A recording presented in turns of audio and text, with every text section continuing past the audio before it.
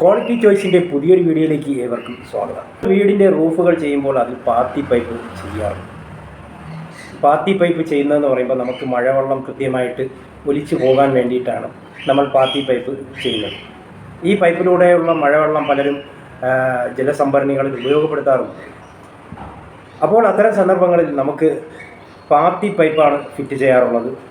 ഈ റൂഫിൻ്റെ ഏറ്റവും അഗ്രഭാഗത്തായിട്ട് പാത്തി പൈപ്പുകൾ ഫിറ്റ് ചെയ്തിട്ടാണ് നമ്മൾ ആ ചാല് വഴിയാണ് നമ്മളിത് ഒഴുകി പോകാനുള്ള ഒരു സംവിധാനം ഒരുക്കാറുള്ളത്.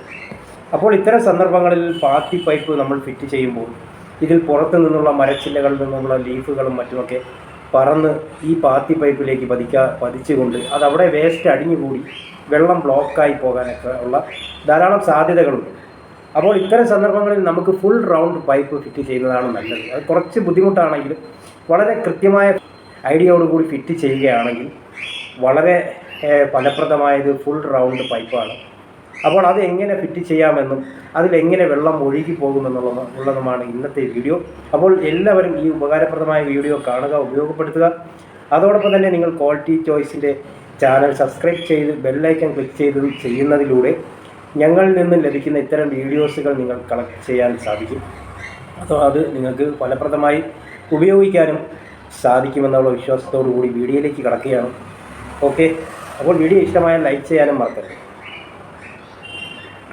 ഫുൾ പൈപ്പ് ഒരു സൈഡ് ഗ്രൈൻഡ് ചെയ്തെടുത്ത ശേഷം നമുക്ക് ഷീറ്റിലേക്ക് കടത്തി വയ്ക്കാം. ഇതിന് ശേഷം ഇതുപോലെ ക്ലിപ്പ് ചെയ്ത് വയ്ക്കുക.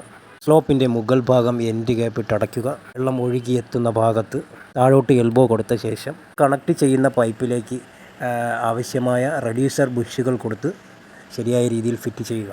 ടൈറ്റ് ആൻഡ് ഫിറ്റ് ഫിറ്റിങ്സുകളാണെങ്കിൽ സോൾവെൻറ്റ് തന്നെ ഉപയോഗിക്കേണ്ട ആവശ്യമില്ല. നമുക്കിതിലേക്ക് വെള്ളം ഒഴിച്ചു നോക്കാം എന്ത് ഫാസ്റ്റായിട്ടാണ് പോകുന്നതെന്ന് നോക്കൂ. മാത്രമല്ല ഇതിൽ പുറത്തു നിന്നുള്ള ഇലകളോ മറ്റ് ചില്ലകൾ മറ്റ് പൊടികളോ ഒന്നും തന്നെ ഇതിൽ അടിഞ്ഞു കൂടുകയില്ല എന്നുള്ളതാണ് ഇതിൻ്റെ ഏറ്റവും വലിയ പ്രത്യേകത. ഓക്കെ, അപ്പോൾ വീഡിയോ എല്ലാവർക്കും ഇഷ്ടമായെന്ന് കരുതുന്നു. ഇതുപോലുള്ള വീഡിയോസുകൾ ലഭിക്കാനായിട്ട് നിങ്ങൾ നമ്മളെ തീർച്ചയായിട്ടും സപ്പോർട്ട് ചെയ്യുമെന്ന വിശ്വാസത്തോടു കൂടി വീഡിയോ വൈൻഡപ്പ് ചെയ്യുകയാണ്.